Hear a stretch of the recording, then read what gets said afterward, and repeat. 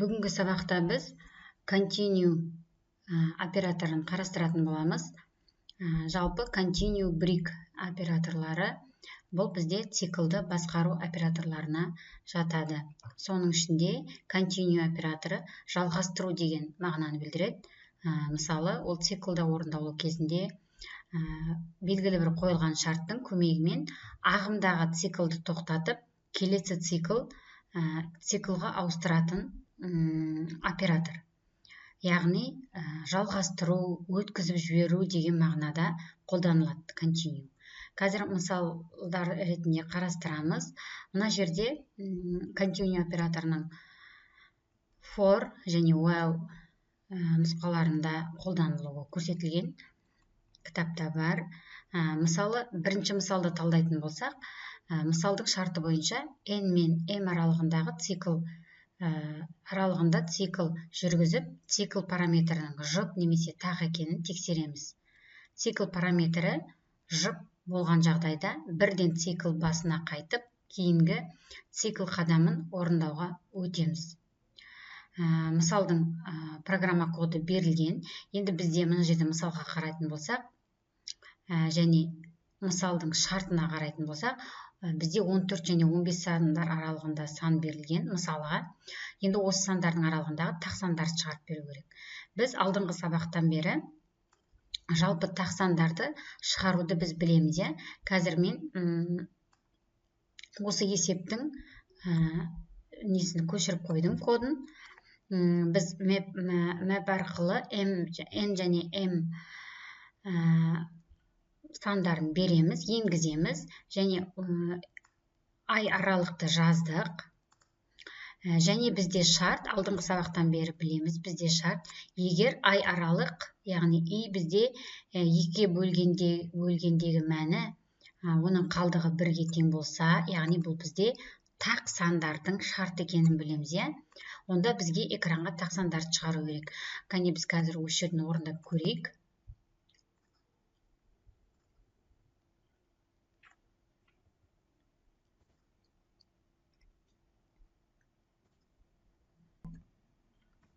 Міне бізде дәл кітаптағыдай 14 және 25 деген санды шығарып берді міне. Енді біз осы есепті, осы мысалды continue арқылы қалай шығарамыз? Ол үшін біз мына жерде мына шартты өзгертеміз. Яғни, бұл бізде жұп болған жағдайда, жұп қылсақ, онда біз continue операторын қолданамыз. Осы жерге біз continue деп жазамыз.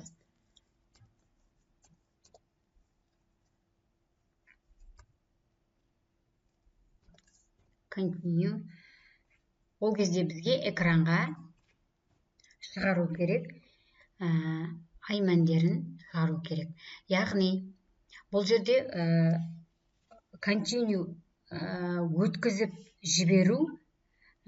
жібер, бұл қадамды өткізіп жібер деген мағынаға ие болып қолданып тұр мына жерде.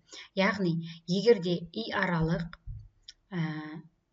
жұп сандарды қабылдаса, онда оны continue, яғни өткізіп жібер деген. Бізде 14 пен 25 аралығындағы тақ сандарды қайталап шығарып берді.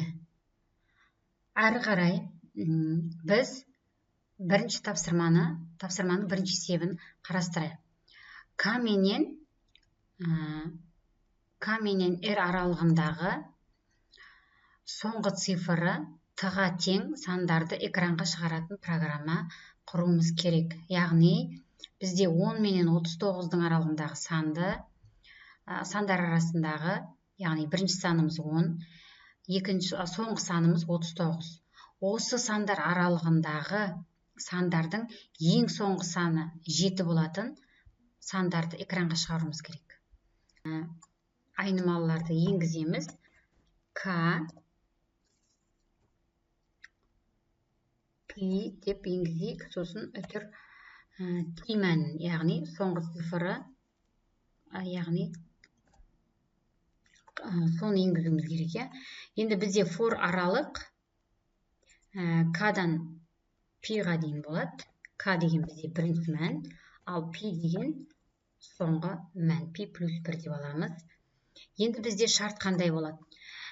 Біз жалпы есеп шығару барысында білеміз, екі таңбалы сандардың соңғы цифрын алу үшін бізге оны 10-ға бөлуіміз керек. 10-ға бөлгенде оның қалдығы, мысалы, т-ға тең болса, онда біз бірінші континуусіз шығарып көрейік.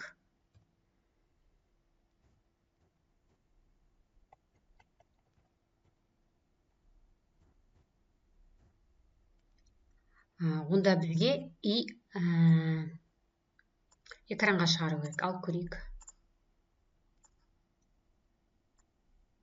Бізде есептің шарты бойынша 10, 39, 7.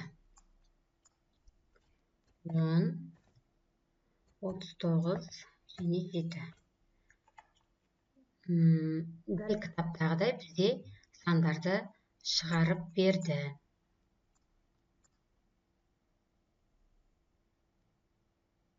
Яғни 17,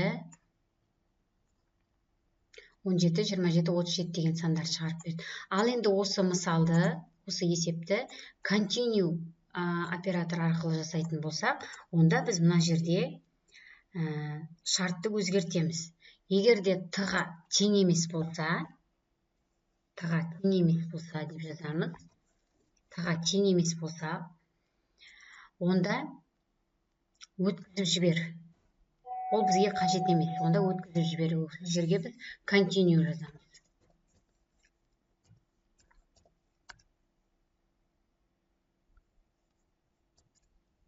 Continue. Сол кезде бізге экранға шығару керек. Көрейік.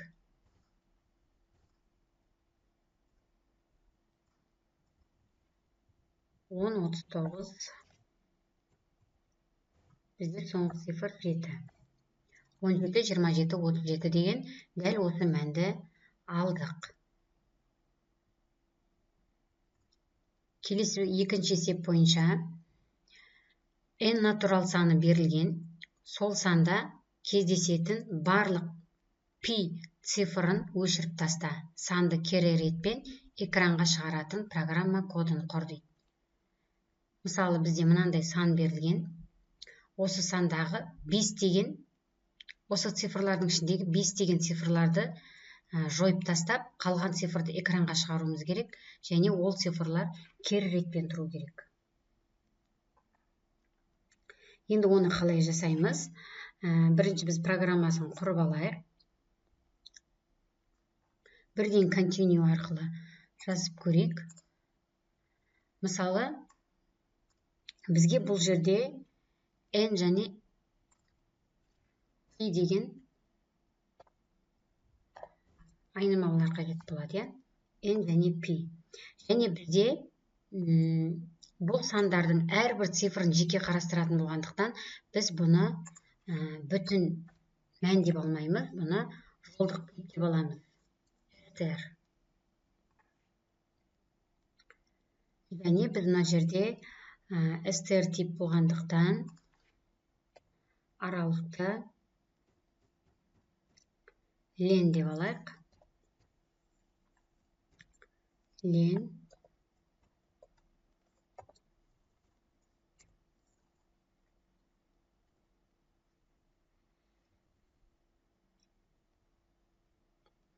Енді бізде шарт қандай болады? Егер пи-ға тең болу керек, бізде пи-ға тең болу керек.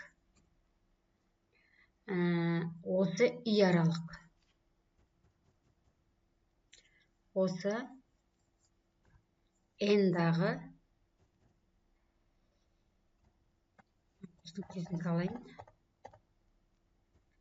n-дағы и аралық. Тік жақшамен бізде и аралық. Пи-ға тең болса, яғни онда бізде continue, бұл шартты өткізіп жібереміз. Бізде экранға шығару керек. иді.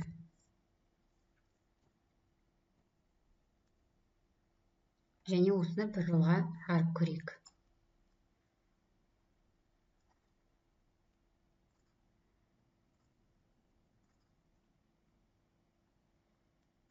Сан цифрларын енгізейік.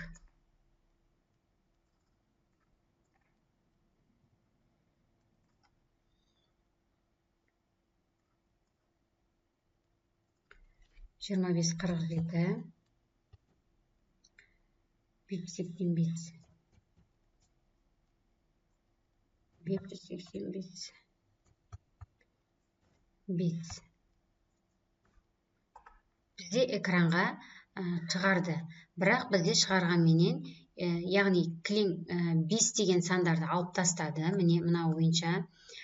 Бірақ бізде кері ретпен шығармады. 2, 4, 7, 8 қылып шығарды. Енді біз оны кері ретпен шығару үшін біз мына жерде программамызға өзгеріс енгізу керек. Мына жерде біз кері ретпен шығаратынды қадам бойынша жазамыз. -1,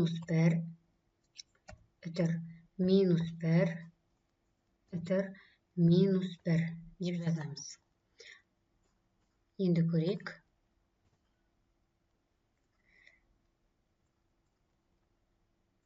Қайтадан осы цифрларды көшіріп қояйын. Міне бізде кітаптағыдай кері ретпен шығарды. Келесі үшінші сеп бойынша ағылшынның кіші әріптерінен тұратын S жол берілген. Міне S жол берілген. Осы жолдан дауысты дыбысты белгілейтін әріптерді өшіріп, дауыссыздарын экранға шығаратын программа кодын құр. Ағылшын тілінде 6 дауысты дыбыс бар екенін білеміз, олар мыналар. Енді осы мына берілген жолдың ішінен біз осы дауысты дыбыстарды алып тастап экранға нәтижені шығаруымыз керек.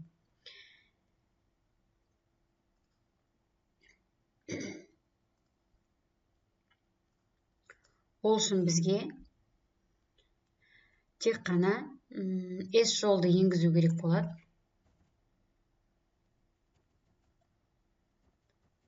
Инпутпен S жолды енгізу керек болады. Input. Және for аралықты біз сан болмайды, бізде ол S жол болады. Мына жерде шартымызды өзгертеміз.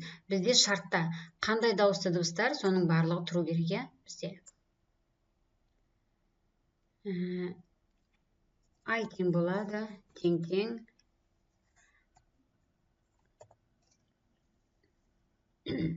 А болса, немесемен жаза береміз. Мен енді мына жерде бәрін көшіріп қояйын.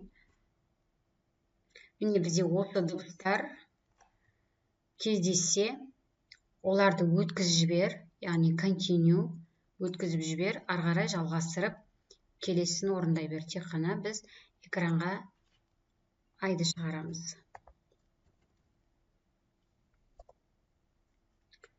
Экранға айды шығарамыз, кәне нәтижесін көрейік.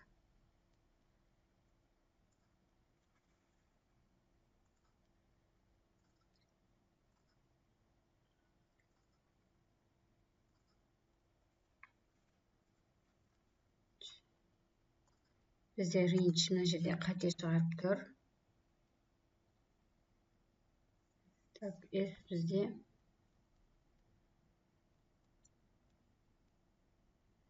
for in range керек емес, бізде тек қана range деген ол сандардың аралығы осы, ал бізде мына S жол, бізде range керек емес болады.